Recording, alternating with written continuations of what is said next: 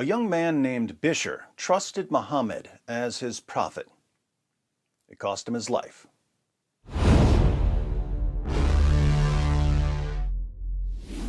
Let's continue our logic tutorial with another example of the argument form called modus tollens. This example comes from Muhammad's faithful companion Bishr. You'll recall from our last logic tutorial / thrashing of the most obvious false prophet in history that the argument form modus tollens is if A, then B, not B, therefore not A. For instance, if Fido is a dog, then Fido is a mammal. Fido is not a mammal, therefore Fido is not a dog. The story about a Jewish woman preparing a poisoned meal for Muhammad after Muhammad's followers slaughtered her family in the name of Allah is found throughout the Muslim sources.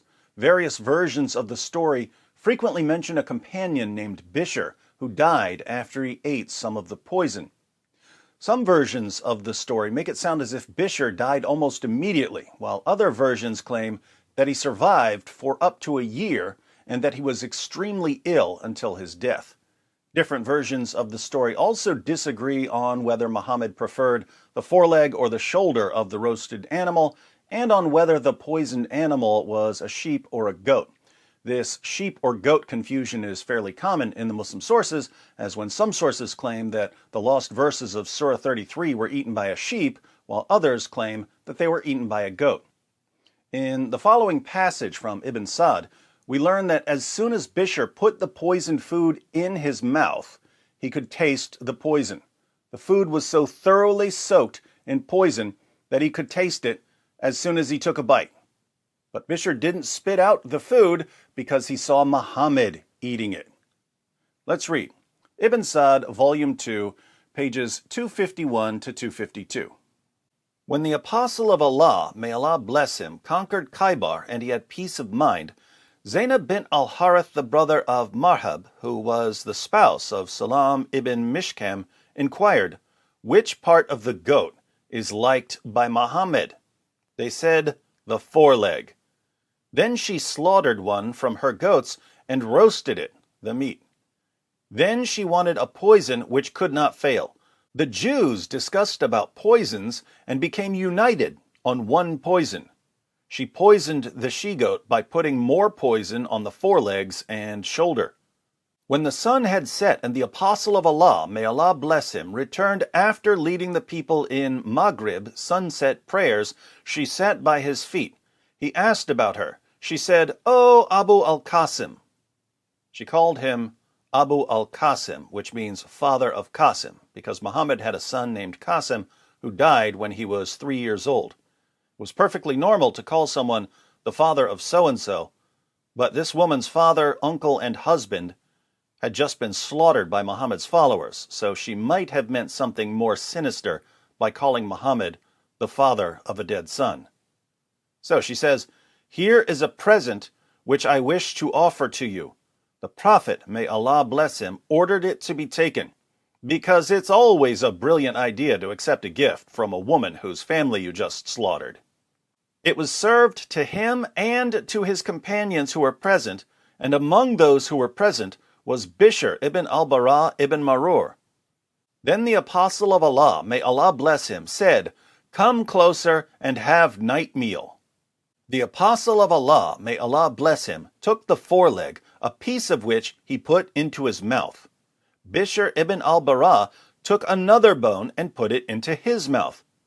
When the Apostle of Allah, may Allah bless him, ate one morsel of it, Bishr ate his, and other people also ate from it.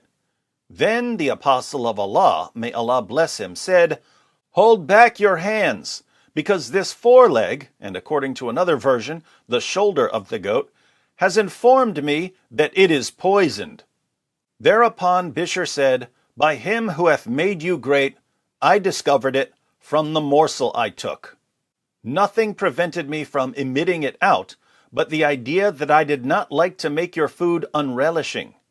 When you had eaten what was in your mouth, I did not like to save my life after yours, and I also thought you would not have eaten it if there was something wrong. Bisher did not rise from his seat, but his color changed to that of telsan, a green cloth.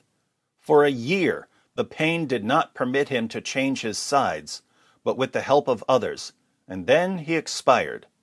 According to another version, he died before leaving his seat. He, Ibn Sa'd said, a piece of it was dropped before a dog who ate it and died instantaneously without being able to move its foreleg. The apostle of Allah sent for Zainab bint al-Harith and said to her, "What induced you to do what you have done?" She replied, "You have done to my people what you have done. You have killed my father, my uncle, and my husband. So I said to myself, if you are a prophet, the foreleg will inform you. And others have said, if you are a king, we will get rid of you." The Jewess returned as she had come. He, Ibn Sa'd, said, "The apostle of Allah, may Allah bless him, handed her over to the heirs of Bishr ibn al-Bara, who put her to death." Notice, Bishr could taste the poison as soon as he put the lamb or goat in his mouth. Muhammad said, "It has informed me that it's poisoned." Bishr replied, "I discovered it from the morsel I took." He could taste it. Why did he keep eating? Multiple reasons. One, he didn't want to make Muhammad's food unrelishing. So he didn't want to start yelling about the food being poisoned, because if he was wrong, he would ruin Muhammad's dinner. Two, he didn't want to save his own life if Muhammad died from the poison. Three, and most importantly, he thought Muhammad wouldn't have eaten it if there was something wrong. In other words, Bishr thought to himself, if Muhammad is a true prophet, he won't eat poisoned food. Why would he think that? Because, as we saw in our last video, Allah promised to protect Muhammad in Surah 5, verse 67 of the Quran. Looks like a solid premise, but there's a problem because Muhammad did eat some of the poisoned food. He spit most of it out, but he swallowed enough of the poisoned lamb or goat that it eventually killed him. This means we have our second premise. Muhammad did eat poisoned food. And this is why people need to know the basics of logic. Bishr believed, premise 1, if Muhammad is a true prophet, he won't eat poisoned food. And he found out rather quickly, premise 2, Muhammad did eat poisoned food. So, he should have recognized the obvious conclusion. Muhammad is not a true prophet. 1-2, modus tollens.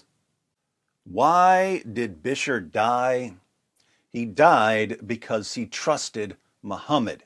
He could literally taste the poison in his mouth, but he didn't spit it out, because he trusted his prophet more than he trusted his sense of taste. My sense of taste is telling me that this food is poisoned, but there's no way it's poisoned because Muhammad's eating it, and he's a prophet.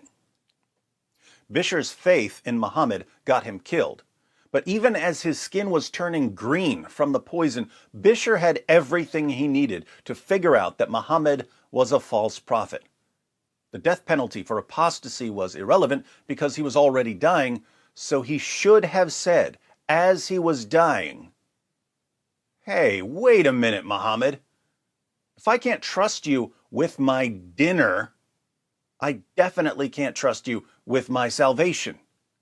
If you can't figure out what's waiting for us in our food, how could you possibly know what's waiting for us in the afterlife?" It just backfired on me. It just backfired on me. This is a part of our religion. There's a reason to it. Yeah?